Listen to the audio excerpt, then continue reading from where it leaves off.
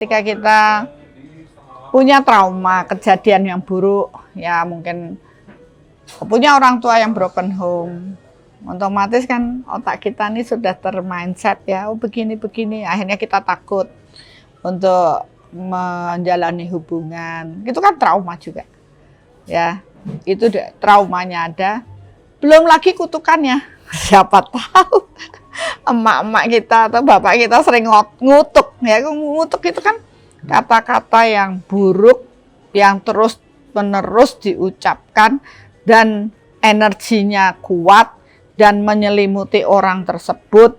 Lama-lama kan dia terbentuk sesuai dengan energi orang yang ngutuk itu.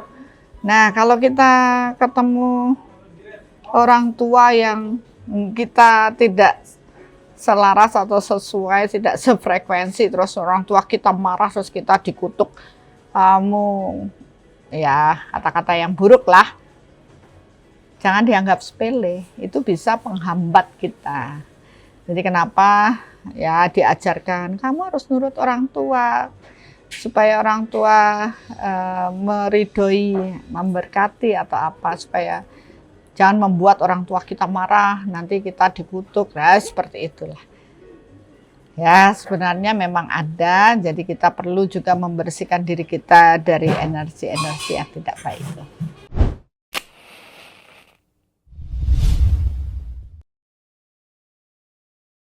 Selamat sore Bapak Ibu semuanya, selamat join nih di live TikTok bersama Bunda Arsaningsih. Tentunya sudah ada yang ingin tahu kenapa sih tumben Bunda live TikTok ya. Ya sebenarnya ini adalah suatu bentuk pelayanan saya kepada banyak orang karena banyak yang ingin bertanya dan saya tidak punya kesempatan untuk menjawab pertanyaan satu persatu, maka kesempatan di live TikTok inilah yang saya gunakan untuk mewadahi pertanyaan-pertanyaan Bapak Ibu. Tentu senang sekali ya, rasanya deket banget sehingga akan menjalin rasa yang intens antara kita dimanapun kita berada. Jadi tidak terbatas ruang dan waktu. Kali ini saya berada di Dewan Daru Cafe Shop. Wah ini cakep loh tempatnya. Bagi yang mau ke sini bisa jalan-jalan. Saya ada di Jogja. Kebetulan ada event yang lumayan berurutan dari workshop Soul Matter ya 3 hari kemarin. Kemudian ada Soul Journey besok ya, dan kemudian lanjut ke Solo untuk Journey Lawu. Nah banyak kegiatan yang dilakukan, dan di sela-sela kegiatan ini sambil ngopi cantik ya, sambil rileks karena di sini musiknya cakep-cakep nih, ngejazz ya. Saya senang datang ke sini untuk rileks ya. Dan kali ini tempat ini pula yang saya pilih untuk live TikTok. Jadi mungkin ada yang mau sharing ya berhubungan dengan kehidupan.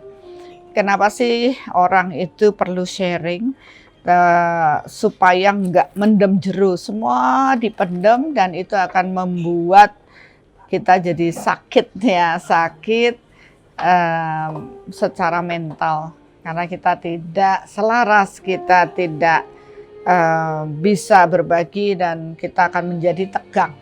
Tapi ketika kita punya masalah dan kita bisa membagikan sharing dengan orang yang tepat, siapa tahu kita akan mendapatkan solusi dari masalah kita dan itu akan membuat kita terus bertumbuh. Kita tidak ketakutan, kebingungan, merasa tertekan dengan proses ini sehingga kita dapat menjalani hidup menjadi lebih baik.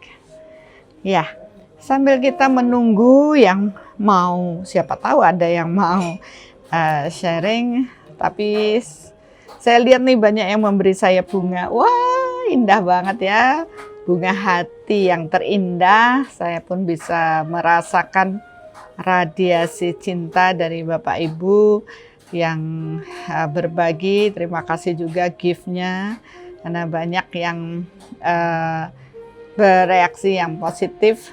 Tapi kalau bisa jangan cuma gift aja ya, ayo kita sharing. Saya nunggu sharing. Ya, terima kasih bunganya. Saya menunggu loh. Ada pertanyaan satu Bunda, ya. dari Evis DR. Bunda, mau nanya, saya sering sakit kepala belakang. Kalau penyebabnya sakit psikis, biasanya apa ya? Oke, sering sakit kepala belakang ya. Coba saya ukur dulu ya, kan. Kalau bagaimana dengan kepala belakang? Oke. Ya, secara berfisik kan tidak terlalu bermasalah ya. Oke, ada ketegangan, tetapi yang saya dapatkan di sini banyak penumpukan energi psikis. Ya, energi psikis itu bisa dari dalam dan bisa juga dari luar. Nah, dari dalam itu biasanya ya itu tadi bentuk dari ketegangan kita ya. Kalau ketika kita ada masalah, stres ya, itu akan terasa tegang di otak bagian belakang kepala. Tapi di sini saya dapatkan juga banyak penumpukan psikis yang dari luar. Nah, ini yang sering tidak tertangani. Ya, kita abai atau kita bahkan tidak tahu kenapa sih kita punya masalah. Ya, saya mau cerita dulu tentang cerita saya. Sebagai sharing saja, saya dari SD, kemudian SMP, SMA itu intensitas pusing saya itu sangat sering. Ya. Jadi setiap hari pasti pusing, sakit kepala, sudah berobat dengan segala macam. Saya dokter tidak menemukan masalahnya. Ya, kemudian makin sekitar saya sudah mulai SMA, sudah mulai paham, baru saya lihat bahwa ternyata ada yang memberitahu saya itu banyak sekali loh kemarahan dari luar. Wah, saya mulai berpikir ya, berarti selama ini saya itu peka dengan energi, dan energi kemarahan psikis yang dikirim oleh orang itu menimbulkan rasa yang tidak nyaman dalam tubuh saya. Saya menderita pusing, sakit kepala. Dan semenjak itulah saya mulai mengamati kira-kira apa yang harus saya lakukan.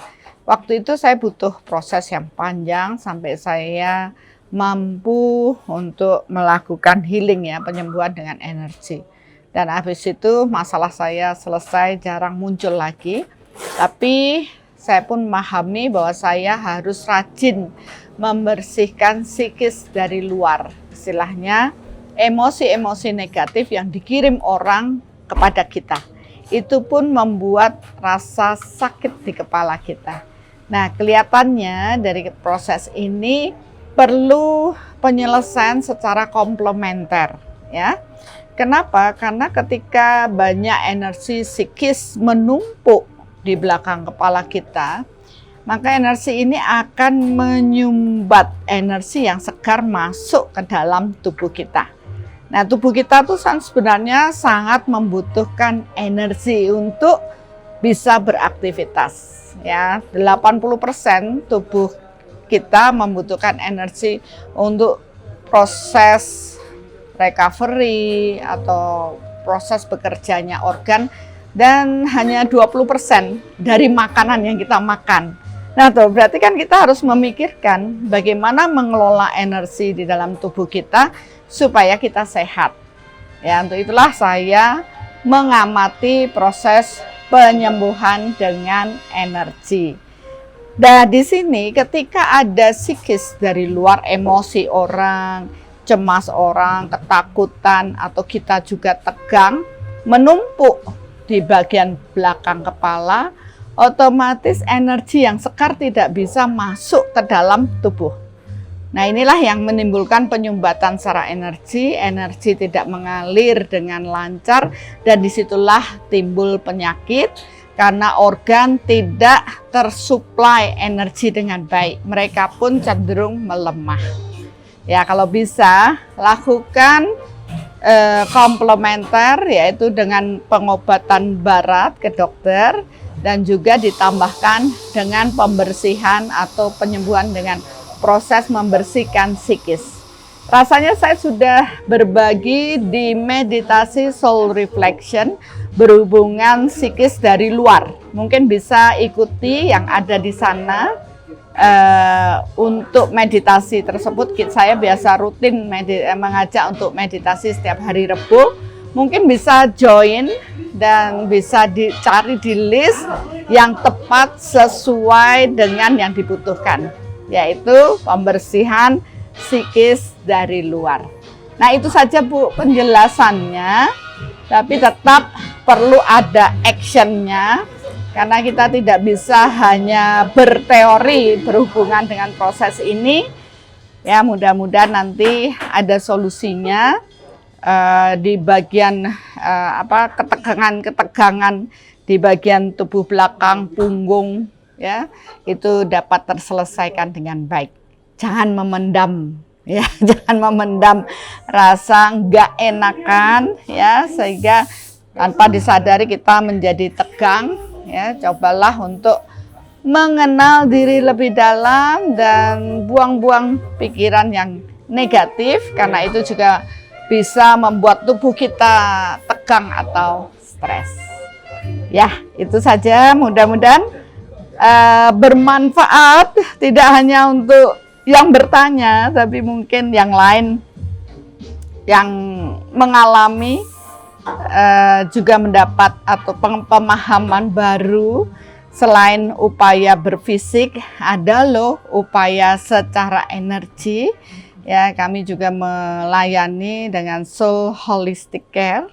Nanti bisa dilihat bagaimana prosesnya, dan tentunya kita akan berupaya untuk membantu kesehatan yang paripurna, tidak hanya sehat secara fisik, tapi mental, emosional, dan spiritual.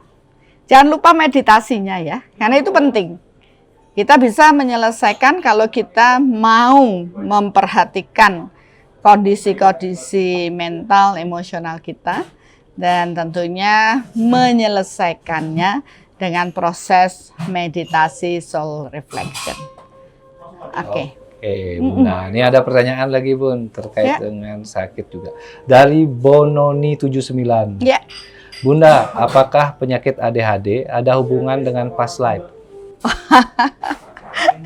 Ya, kalau ditodong gitu ya, serasanya semua penyakit akan berkaitan dengan proses past life, ya. Akan berkaitan karena tubuh kita mempunyai benih-benih karma penyakit, benih-benih karma dengan hubungan, benih-benih karma dengan spiritual yang dibawa dari past life. Maka banyak juga karena ini dibawa dari past life, tidak semua penyakit dapat tersembuhkan saat ini. Ya, kenapa banyak udah upaya ke sana ke sini ternyata nggak selesai, karena apa? Akar permasalahan dibawa dari past life. Disinilah kita memahami itu sebagai benih karma penyakit. Contoh nih, seseorang yang punya kecenderungan diabetes, dia akan terlahir pada keluarga yang punya kecenderungan diabetes, dan ini dibawa dari past life. Yang bisa kita lakukan adalah mencegah supaya penyakit ini tidak timbul pada kehidupan saat ini, yaitu dengan mengatur pola makan kita, ya, kemudian istirahat, kemudian olahraga, dan jangan stres, karena stres akan mempengaruhi munculnya penyakit. Itu sama yang saya bahas tadi ya, ketegangan atau psikis dari luar, psikis dari dalam, itu seringkali menyumbat dari cakra meridian sehingga organ menjadi sakit. Nah, proses yang terjadi pada ADHD tentu itu juga ada bagian dari sana. Tetapi tentunya jangan fokus di sana, walaupun ada sumber dari sana. Mari kita selesaikan yang kehidupan saat ini saja. nanti secara bertahap apabila proses penyelesaian secara berfisik saat ini bagus, maka benih karma yang tersimpan di tubuh energi terbersihkan, otomatis proses penyembuhan akan terjadi. Ya, itu sebenarnya proses penyembuhan. Orang berupaya membersihkan terlebih dahulu dari kondisi saat ini, termasuk para dokter atau mungkin penyembuh yang lain, itu berusaha menyembuhkan ya tahapannya. Misalnya orang sakit dengan energi seperti ini, sedikit demi sedikit dia harus dibersihkan dulu sampai akhirnya dia menyentuh akar dari permasalahan yang kita sebut dengan benih karma. Nah, benih karma ini memang dibawa dari past life. Ya, tetap ada upaya, tapi kemudian saya pun melihat banyak orang yang memang bisa ada yang tersembuhkan, ya, tapi ada juga yang tidak. Ya, kita harus ikhlas menerima takdir kita. Yang penting kita sudah berupaya. Ya, itu saja Ibu, ya, mudah-mudahan kondisinya apapun dengan ADHD mungkin anak-anak kita atau keluarga kita, mari kita berupaya bagaimana secara medisnya, dan juga tentu karena ini berhubungan dengan kesehatan mental, mari kita kelola stres, ketegangan pada keluarga atau anak-anak kita yang memiliki ADHD. Ya, sejauh ini dari orang-orang yang saya temui dan kita melakukan upaya dengan kombinasi antara medis dan penyembuhan dengan energi dari bersifat komplementer, saling menguatkan, ternyata banyak kok yang tadinya ADHD mulai tenang, ya, dan mulai bisa beraktivitas selayaknya normal, walaupun kadangkala muncul juga kondisi-kondisi yang tidak nyaman, tapi ketika mereka mempunyai kesadaran, mereka membersihkan kembali energinya, mereka bisa kembali normal menjalaninya. Ya, jadi di proses soul saya selalu menawarkan tidak bisa meninggalkan proses medis, karena itu penting. Kenapa? Karena kita punya tubuh fisik. Secara berfisik otak itu sudah mulai ada sedikit permasalahan, dan itu pun harus dilakukan secara rutin. Secara energi tentu ada kondisi cakra yang tidak balance, ya, tidak aktif atau sangat hiperaktif. Nah, kondisi yang demikian, di mana cakra tidak balance ini yang menimbulkan penyakit. Disinilah kami dari Soul Holistic Care itu menyelaraskan kembali cakra-cakra kita, ya, selaras, membuat balance lagi, kemudian kita terapi supaya cakranya mengalirkan energi ke organ-organ, dan setelah itu pun membuat kondisi organ dapat beregenerasi dengan baik, ya, sehingga penyembuhan dapat bekerja lebih cepat. Nah, itu yang bisa sebagai solusi, ya, dan tentu tidak menjanjikan sesuatu yang terlalu membuat kita terikat, berharap harus sembuh, tapi paling tidak ada progres yang lebih baik, karena itu bagian juga dari karma past life yang harus diterima. Oke, ya. Bunda. Ini ada pertanyaan lagi, Bunda. Dari Pratna Sianghua.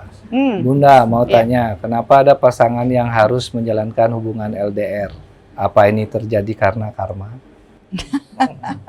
Wah, ini kalau ditembak langsung karma, kita tidak bisa lari dari karma kita, atau kita tidak bisa lari dari takdir kita, tapi kita bisa mengupayakan untuk lebih baik, ya. Contoh ya, kasus suami istri dengan LDR. Siapa sih yang mau, ya? Kadang kita berpikir, wah, lebih enak kalau kita bisa bersama-sama, ya. Kalau bisa dari bangun pagi udah lihat dia, nggak taunya harus jarak jauh, harus berjauhan. Membangun cinta dengan kepercayaan jarak jauh sering sekali membuat kita overthinking. Nah, itu dilemanya. Tapi dari balik itu semua pasti ada sesuatu sebab kenapa itu terjadi. Ya, jadi kenapa itu terjadi? Dibawa dari past life, oke ya. Tapi apakah akan melulu larinya ke past life? Tidak juga. Jadi artinya bagaimana kita harus bisa mampu mencikapi saat ini. Bahwa kita dalam kondisi yang harus berpisah dan harus bertumbuh kepercayaan satu sama lain karena saling berjauhan. Nah, satu lagi ya harus bisa menerima kondisi ini. Ada bagian harus bertumbuh dengan kesabaran dan sebagainya. Tapi ada satu yang kasus Bu, dan ini sudah terjadi dan beberapa memang sudah berubah dari kondisi yang sebelumnya LDR. Akhirnya semakin mendekat, pindah semakin mendekat dan akhirnya bukan satu kantor ya, satu kota. Ya kalau ditanya tipsnya apa, saya kasih tahu karena kejadian ini pernah ini bukan cuma cerita, jadi ini kejadian ada seorang suami istri yang LDR gitu. Cukup jauh antara di mana ya, Jawa dengan mana Sulawesi kalau nggak salah, jauh banget gitu ya. Dan tentu butuh biaya dong, bolak-balik. Akhirnya karena keduanya sudah bertumbuh, kepingin dong gimana caranya supaya dekat. Nah ternyata saya telusuri karena pekerjaan di sana sudah selesai, ada harapan untuk pindah. Memang setiap orang itu berada di suatu kota itu pasti ada jalan karma di past life-nya, menarik dia untuk bekerja di sana. Nah begitu kita ukur bahwa karma di tempat itu sudah selesai, berarti ada waktunya pindah. Tapi ternyata kok butuh waktu lama. Kembali saya mengamati ya. Kenapa ya? Ternyata ya si suami itu kesenangan tinggal di tempat itu. Karena memang tempat itu indah, nyaman, dan dia betah di situ. Nah, sedangkan istrinya berharap suami saya itu biar cepet loh pindah gitu. Nah begitu saya menemukan hal itu, radiasi daripada proses kenyamanan itu, saya suruh suaminya untuk menarik radiasi, merasa nyaman di kota itu. Ya kan ini tergantung pada radiasi kita. Kalau kita nyaman di situ ya selamanya kita di sana. Tapi begitu kita menyadari, oh ya sudah selesai karma saya menarik radiasi nyaman, saya harus siap untuk pindah ke kota yang baru dan meradiasikan untuk kembali bersama keluarga, bisa bersama anak-anak keluarga.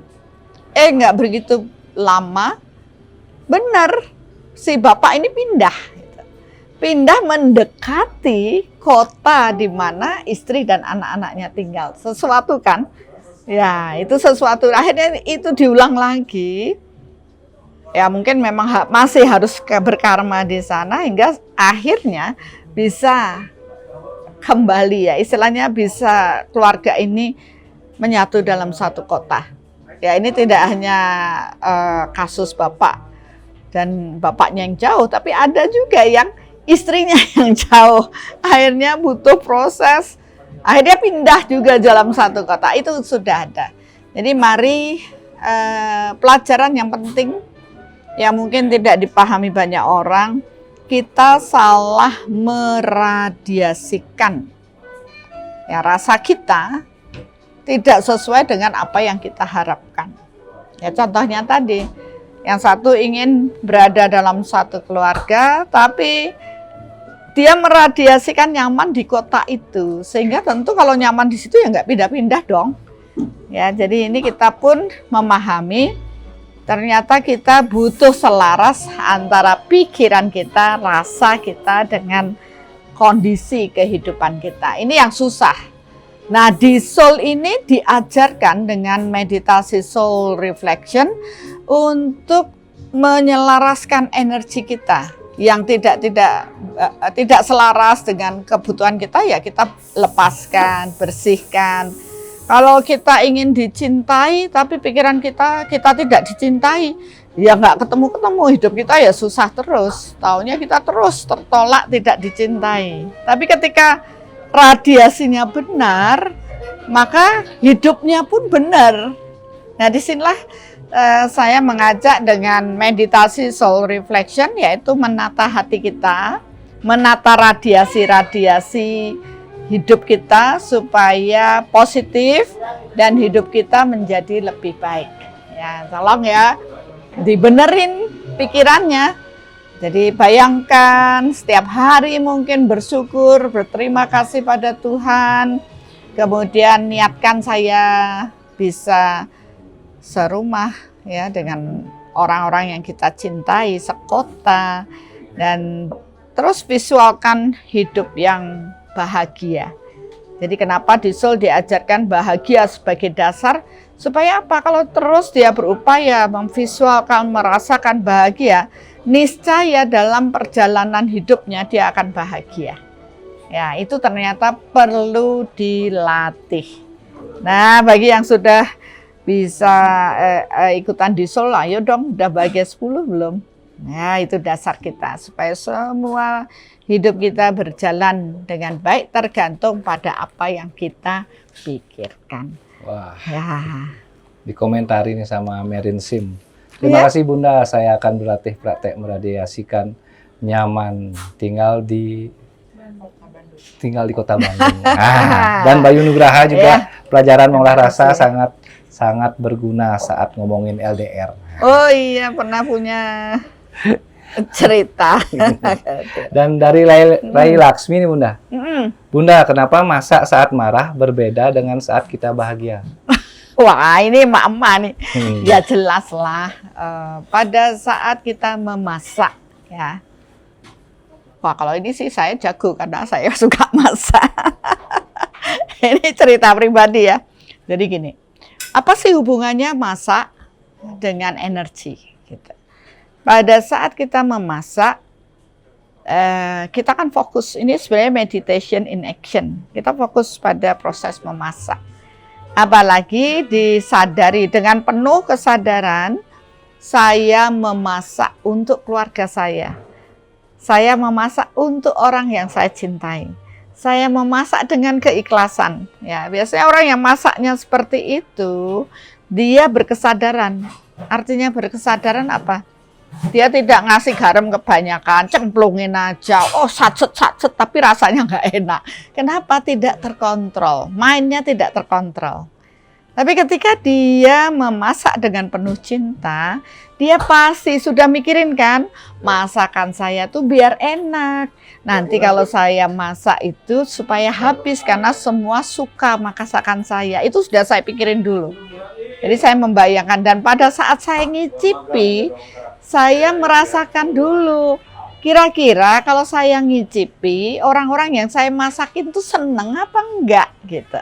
Nah, begitu rasanya sudah dapet, wah kalau ini pasti mereka akan bilang enak. Saya baru selesai dan saya persembahkan ini loh hasil masakan saya dengan penuh cinta. Istilahnya saya melayani mereka, memberikan masakan yang sehat dengan penuh cinta, meradiasi, dan mereka akan sehat.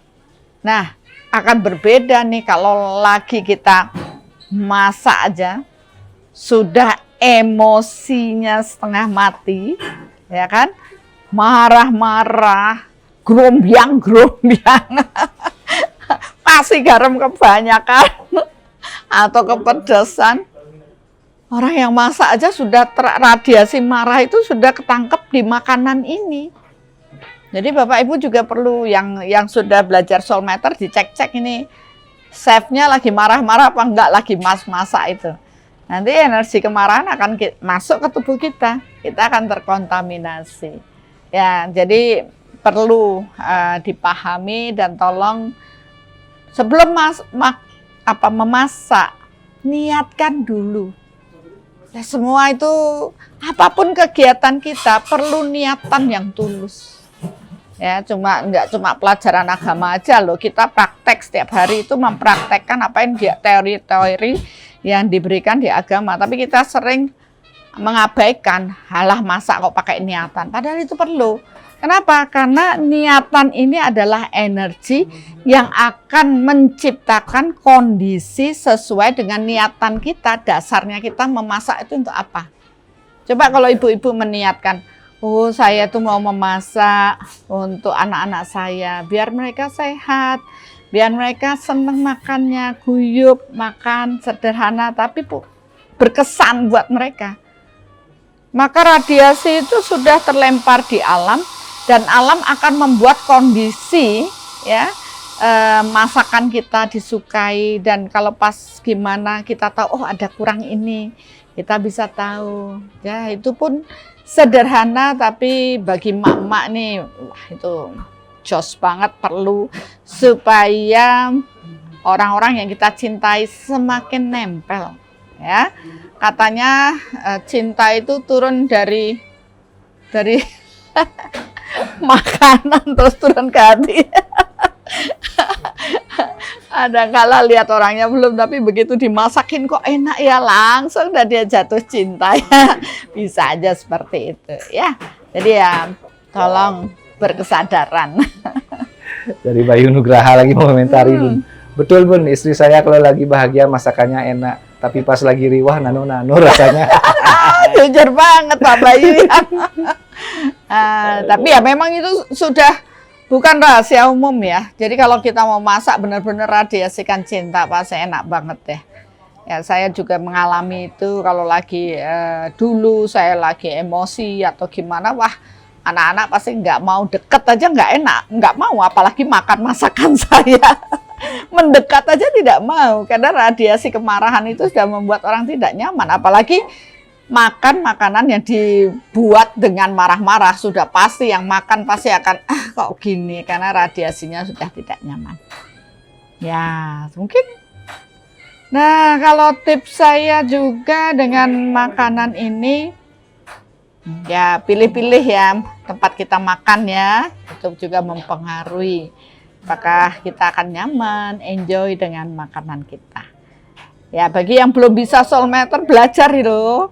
Rugi karena pemakaian Soulmeter ini bisa diaplikasikan kemana-mana, apa saja bisa dipakai, dan membuat kita lebih percaya diri untuk mengambil suatu pekerjaan, lebih pede, dan kita sudah bisa mengkria pekerjaan kita dengan baik, meniatkan terlebih dahulu, kemudian itu mewujud dalam hidup kita. Ya, mungkin Kak Depa ada tadi ada kelewat sih, Bun, lucu dia. Emang Bunda pernah marah gitu ada tadi? Waduh, saya juga manusia. Pernah marah? Wah, dulu pernah meledak-ledak. Sekarang mulai karena sudah paham, mulai tahu saya sudah mulai istilahnya mulai terpancing ya. Saya biasanya akan diam dan saya menyelaraskan kembali. Tapi ada kejadian nih, sempat kejadian ini meledak juga saya, marah saya. Tapi ya ternyata akhirnya saya pahami kenapa saya kok bisa meledak gitu marahnya sama adik saya. Kalau sama karyawan saya tidak marah, semarah itu. Tapi dengan kejadian itu saya meledak dan saya bilang saya nggak setuju dengan proses itu ya. Nah akhirnya apa yang terjadi, saya tahu saya salah gitu ya. Niat saya bagus, tapi ternyata karena dia adalah adik saya, ya namanya juga kakak adik ya. Jadi saya tahu kenapa sih orang-orang kalau sudah sama keluarga sendiri lebih spontan, lebih apa adanya dibanding sama orang lain. Kalau di depan orang lain alim gitu, tapi kalau di depan keluarganya sendiri dia menjadi dirinya sendiri, dia berani mengungkapkan rasa. Ya, jadi bisa dipahami. Dan setelah kejadian itu saya merasa bersalah, saya minta maaf, memaafkan, dan apa yang terjadi saya undang adik saya, ayo makan yuk, kita bareng makan.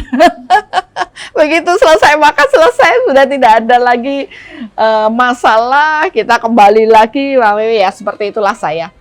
Karena saya menyadari kalau saya terus menyimpan kemarahan, itu tidak baik buat diri saya. Tapi kalau saya sesekali terus saja mengikuti ya seperti yang meditasi tadi malam, menjadi people pleaser ya, itu juga nggak bagus. Karena saya tidak sependapat dengan adik saya, akhirnya saya katakan ya saya tidak sependapat. Ya, jadi oke lah, setelah kita diskusikan, kita menerima, lah itu pemurnian bahagia lagi. Sehingga kita sama-sama bahagia, close masalahnya selesai, kita happy lagi, kita jalan-jalan lagi, kita makan lagi. Orang pada bingung, nah tadi habis perang Bharatayuddha, kenapa sekarang bisa damai? Ya bisa lah, karena kita sudah belajar. Ya. Jadi itu yang diperlukan. Oh, secepat itu ya. Tapi itu mendamaikan, membuat kita juga nggak terbebani. Ya, terima kasih loh yang sudah memberi gift ini berkali-kali. Terima kasih banyak. Tumben-tumben saya di TikTok kan terus dikasih bunga. Terima kasih, dan juga gift yang lainnya. Oke. Bunda, ini ada sharing sedikit dari Merin Sim. Saya pernah mau jajan, diukur solmeter, dia ngukur pakai solmeter, nggak usah jajan ternyata dapat jawabannya. Terus nggak lama ada tetangga ternyata ngirim kue. Oh iya, ternyata memang seperti itu. Jadi kalau kita menggunakan solmeter, kita itu bisa mengetahui sesuatu di luar kemampuan kita, gitu loh.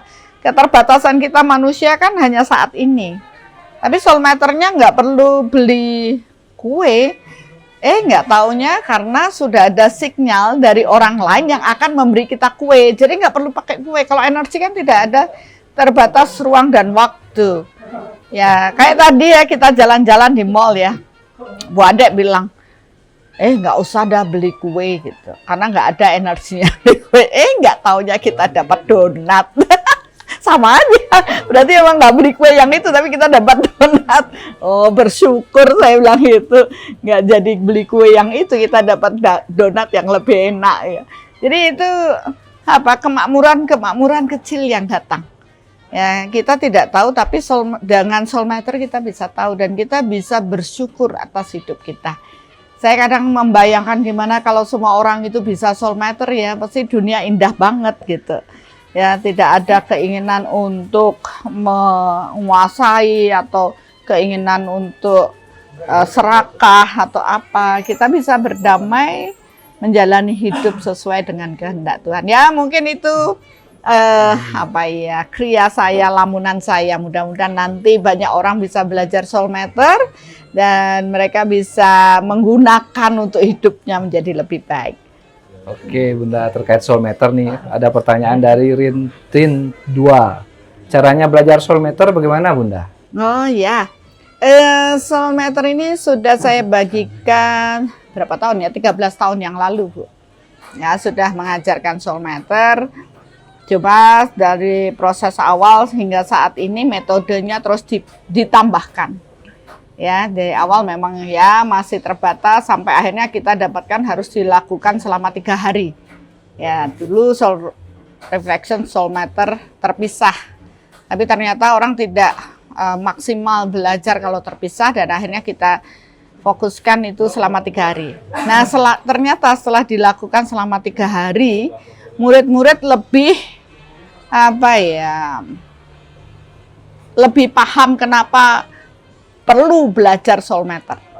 Ya, tapi untuk bisa sampai ke workshop kita ada 2 tahapan, yaitu mengikuti tahapan mengenal jati diri dulu, yaitu sebagai gerbangnya, karena di sana akan diberikan pengetahuan, tidak hanya pengetahuan mengenai jati diri, tapi proses hidup awal, tapi juga dilakukan pengukuran dasar untuk bisa bertumbuh. Ya, jadi diukurkan juga. Nah, setelah dari MJD 1 lanjut ke MJD 2, yaitu diberikan pengukuran 4 aspek. Ya, 4 aspek itu adalah nilai yang terukur dari mulai lahir jebret, hingga saat ini ada nggak perubahannya. Nah, pada saat kita lahir, kita membawa takdir kita. Nah, di takdir itulah yang kita ukurkan. Jadi di situ Bapak Ibu akan tahu nilai takdir kesehatan, hubungan, kemakmuran, dan spiritual. lahirnya sudah baik apa belum. Dan kalau dilihat dari sekian ribu orang yang mengikuti dan terukur, ternyata hasilnya benar. Kalau nilai mereka minus, walaupun kita belum mengenal mereka, karena kan terukur dari pendaftaran nama aja, nggak taunya pas ketemu dia cerita, iya, saya itu banyak sekali masalah dengan kesehatan. Oh, pantes dah kesehatannya nilainya drop gitu. Dan ada juga kemarin yang bilang saya punya nilai kemakmuran itu bagus ya, positif ya, 3 gitu. Tapi kok saya nggak kaya, gitu. Saya jadi inget ya. Ya memang itu bukan ukuran kekayaan, tapi kemakmuran. Artinya apa? Kalau makmur itu saya butuh ini ada yang ngasih, saya butuh ini ada yang ngasih. Coba ingat-ingat dong, kamu punya nggak kondisi itu? Akhirnya dia pun berpikir, iya. Oh baru dia ingat, iya saya mau jalan-jalan ada yang ngasih tiket, saya mau ke sini ada yang belanjain, mau beli kue dapat kue. Itu berarti tandanya makmur, saya bilang gitu. Oh itu toh. Ya jadi nilai itu dibagikan untuk apa? Dasar mengikuti workshop Soul Matter. Karena nanti di workshop akan diajarkan bagaimana solusinya untuk meningkatkan nilai 4 aspek ini menjadi lebih baik. Tentu kualitas hidup kita juga lebih baik. Oke, ikuti aja, nanti kan ada apa ya? Ada pengumumannya ya kalau kita mau ada MJD 1 maupun MJD 2. Oke, baik Bunda, terkait Soul Matter nih, banyak pertanyaan lagi Bunda. Dari Hendin, Soul Matter itu apa Bunda? Dan ada lagi satu dari Blue Sky, apa semua orang bisa ikut Soul Matter? Mungkin yang pertama itu penasaran, Soul Matter itu suatu alat atau apa? Mungkin gitu bisa dijelaskan. Ya, Soul Matter itu suatu metode, ya, metode yang saya temukan untuk namanya Matter, Soul Matter. Soul itu brand, kemudian Soul karena kita berkutat di Soul, di jiwa. Kemudian Matter itu singkatan dari Measurement Technique of Radiation, yaitu cara mengukur, metode untuk mengukur radiasi energi. Itu ya awalnya. Dan Soul Matter ini adalah metode untuk mengetahui radiasi di alam ini, termasuk radiasi diri kita, manusia. Ya, saya sangat tertarik dengan proses mengenal jati diri. Jadi kita harus tahu diri kita. Nah, saya dulu berpikir gimana ya saya bisa mengetahui orang lain.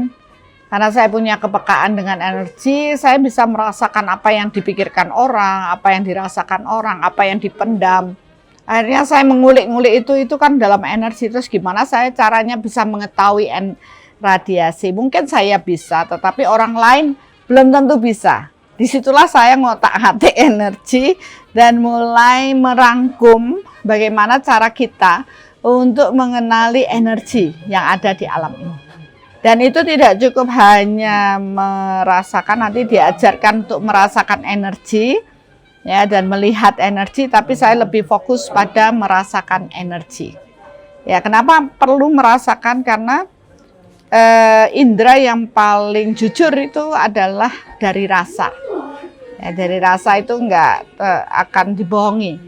Ya, dan di situ pun saya menggunakan telapak tangan dari energi ini. Jadi ada juga di kitab baru kemarin dibahas ketika mata sudah tidak, mulut ya tidak bisa berkata-kata, ternyata tangan yang berbicara. Nah, akhirnya saya juga paham bahwa melalui tangan kita lah semua radiasi akan bisa kita tangkap kebenarannya. Dan metode Soul Matter ini akhirnya saya bagikan agar banyak orang mulai mengenal dirinya. Dan mereka mendapat solusi untuk hidupnya. Untuk mengukur apapun bisa, tapi tentu proses untuk bisa sampai sana butuh kondisi netral. Ya, netral artinya kita tidak mengintervensi energi yang ada di luar.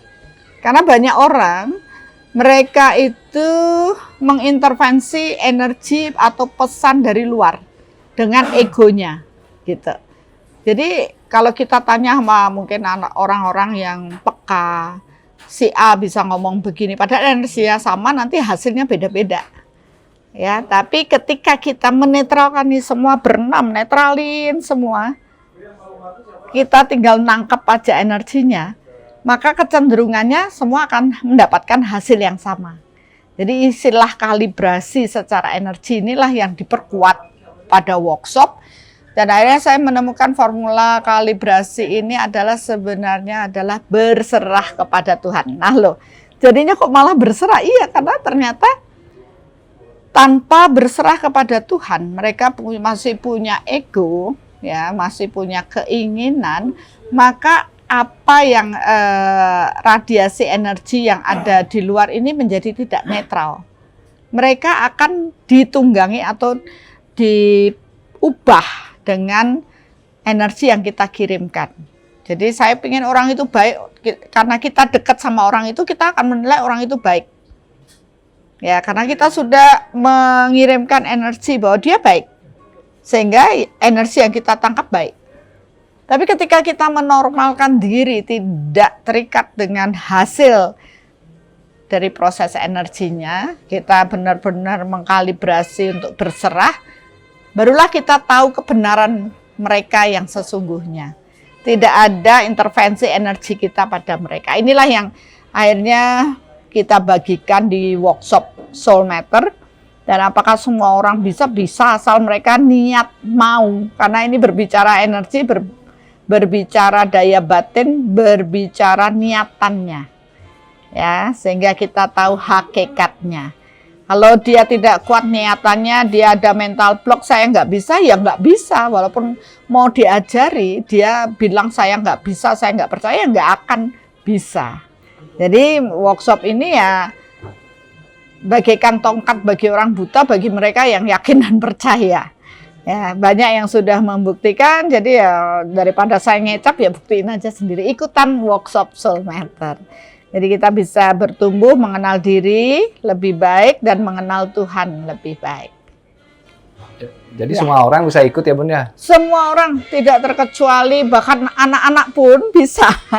Anak-anak yang kita ajarkan Soul Teen itu sudah mulai, apalagi mereka yang punya kepekaan. Ya kan banyak anak-anak yang peka ya, jadi dia juga mampu menangkap energi. Yang penting kita ajarkan mereka untuk berserah, tidak melibatkan pikirannya dalam proses mengukur nantinya. Bunda, Ya. ini komentar aja sih ini dari Anis 22. Saya belum ngerti tapi pengen belajar gitu ya. SM Bunda, daftarnya gimana? Tapi kan Bunda udah jelasin tadi ya, daftar di mana SM tadi.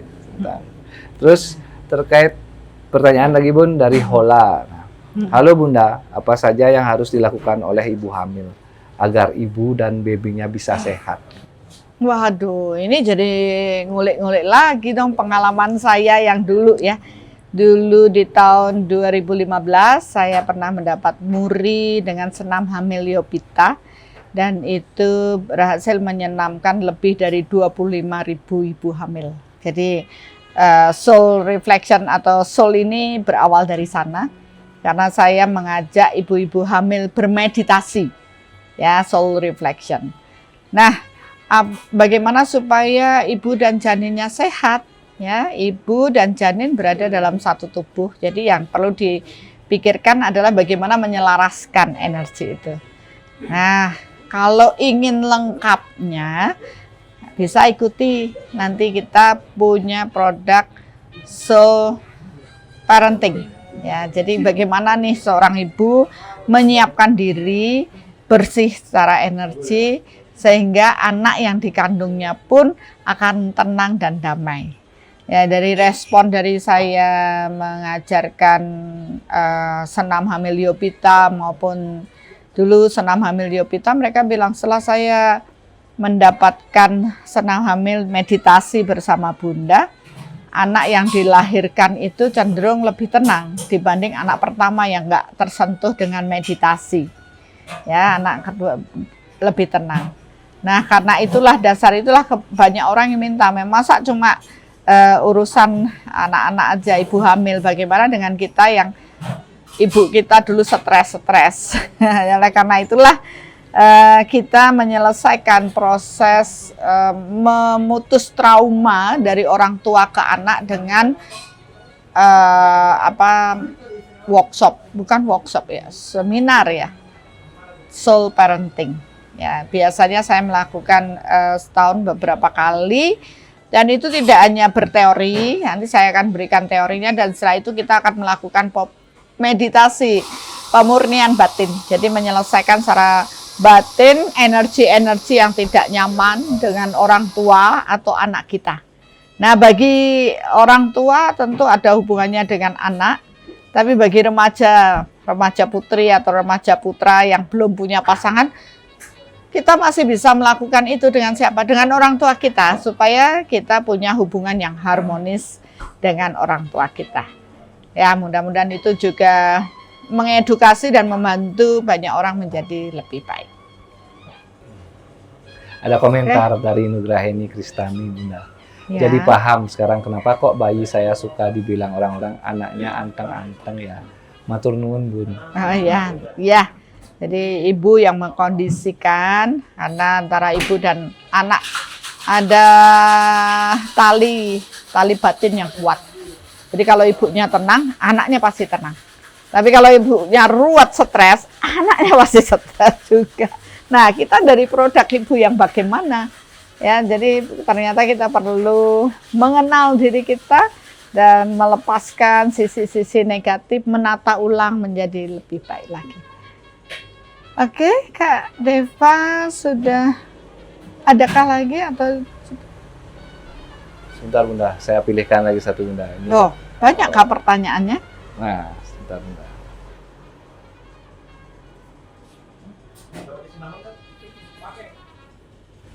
Anis soul parenting. Ada yang komentar, soul parenting hanya online ya, Bunda? Ya, sementara soul parenting hanya online ya. Atau mungkin ada ide untuk offline.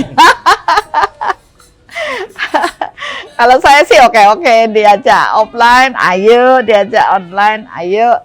Cuma sayang kan kalau jangkauannya offline itu hanya terbatas ya di kota. Mungkin kalau di Jogja hanya sekitaran Jogja aja, tapi kalau online itu bisa dari luar negeri bisa mengikuti, jadi jangkauannya bisa lebih banyak orang yang belajar. Oke. Ini komentar dari Andre Pranata, Bunda. Nah, bagi yang belum berkeluarga, masih jomblo, worth it kah, Bunda, untuk ikut soul parenting? Oh, bagi tadi saya sudah singgung, dia masih remaja putri, remaja putra ya. Toh nanti juga akan nikah ya. Nah, siapa tahu besok pasti punya anak atau apa kan, jadi sudah punya bekal pengetahuan. Tapi ternyata bukan untuk bekal hubungan setelah kita menikah dan punya anak. Ya, soul parenting kan juga hubungan kalian dengan orang tua. Nah, kalau punya hubungan dengan orang tua yang tidak harmonis, wajib hukumnya ikut soul parenting supaya paham kenapa hubungan kita tidak harmonis dengan orang tua. Dan kita bisa juga memutus tali trauma kita dari leluhur menurun agar tidak nanti kita berikan pada anak-anak kita. Ya, itu yang terpenting. Jadi kita juga bisa menyelesaikan hidup kita dengan baik. Kenapa? Karena bagian dari inner child kita adalah bagian kita dengan hubungan dengan orang tua kita. Kalau orang tua kita tidak baik-baik saja, kita punya luka di masa kecil nggak selesai.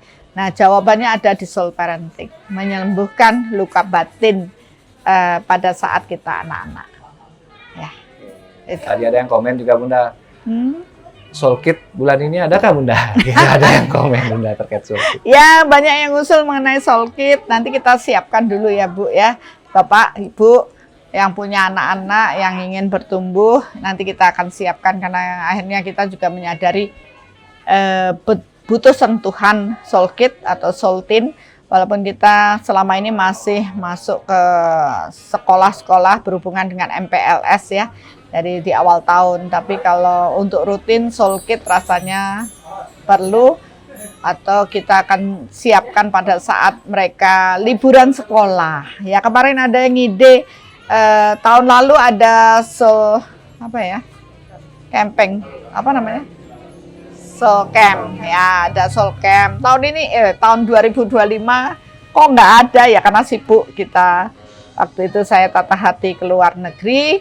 Ya, mudah-mudahan nanti tahun ini ya kita siapkan Soul Camp yang lebih seru untuk Soul Kid dan Soul Teen supaya mereka juga bisa bertumbuh. Ya, ditunggu ya.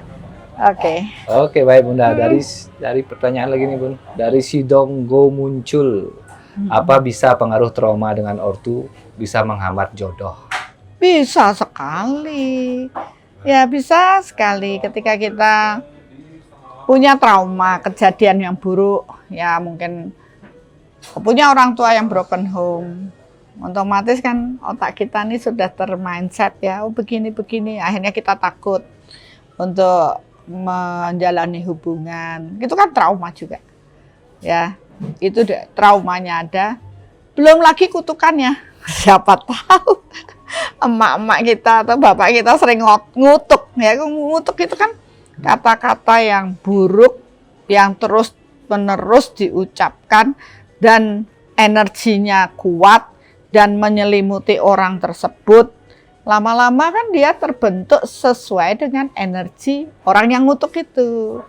Nah, kalau kita ketemu orang tua yang kita tidak selaras atau sesuai, tidak sefrekuensi, terus orang tua kita marah, terus kita dikutuk, kamu ya kata-kata yang buruk lah, jangan dianggap sepele, itu bisa menghambat kita. Jadi kenapa ya diajarkan, kamu harus nurut orang tua, supaya orang tua meridhoi, memberkati atau apa, supaya jangan membuat orang tua kita marah, nanti kita dikutuk, nah seperti itulah.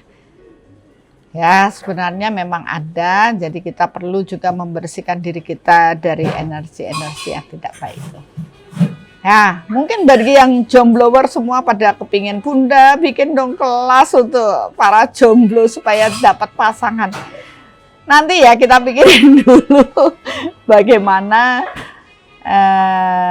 Karena kalau saya lihat kalau cuma 3 jam berteori ternyata dampaknya itu nggak maksimal karena radiasinya belum tertata dengan baik.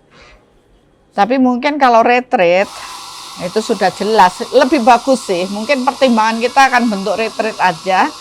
Retreat itu punya waktu untuk me time, untuk benar-benar nata radiasinya dengan upayanya sendiri dan kita bantu ya nantinya. Tapi untuk itu ya harus paham dulu, harus ikutan dulu workshop Soul Matter supaya bisa ngukurin diri radiasi apa yang saya punya, trauma apa yang saya punya, dan bisa nanti secara energi menyelesaikan dirinya sendiri dan mencipta kehidupan yang lebih baik. Oke? Nah, ada lagi satu Bunda. Bunda, saya pernah di kondisi terpuruk, terus ketemu konten-konten Bunda, sangat membantu saya. Terima kasih Bunda. Ini ucapan terima kasih Bunda. Aduh, terima kasih ya. Mudah-mudahan benar-benar membuat perubahan yang lebih baik, walaupun kita sharing yang sederhana-sederhana ini. Namanya juga light sharing ya, sharing yang sederhana tapi sharing yang membuat kita tercerahkan. Ya, mudah-mudahan bagian dari proses light sharing ini juga membuat banyak orang mendapat solusi ya, dan mau bertumbuh nantinya mengikuti pembelajaran-pembelajaran yang sudah dibagikan di media sosial ya. Jadi bisa terus belajar dimanapun Bapak Ibu berada. Kadang-kala dulu saya mikirin, aduh gimana ya bisa ketemuan yang ada di pelosok gitu. Tapi sekarang kan dengan jangkauan medsos ini, apalagi TikTok, live TikTok ini kan bisa menyentuh banyak orang dimanapun mereka berada. Ya jangan sungkan-sungkan kalau mau sharing, bertanya pada saat kita lagi live. Dan saya sangat bersyukur satu pertanyaan dari Bapak Ibu akan memberikan jawaban bagi banyak orang, melegakan hati banyak orang. Dan mudah-mudahan kita semua dapat bertumbuh ke proses yang lebih baik. Nantikan live sharing saya berikutnya, saya sudah menyiapkan waktu. Ya Tuhan, saya bersedia untuk berbagi dan mudah-mudahan terus bisa berkelanjutan, mohon doanya. Oke, itu saja untuk sore hari ini. Sampai ketemu di live sharing berikutnya bersama Bunda Arsaningsih. Terima kasih. Acara ini dipersembahkan oleh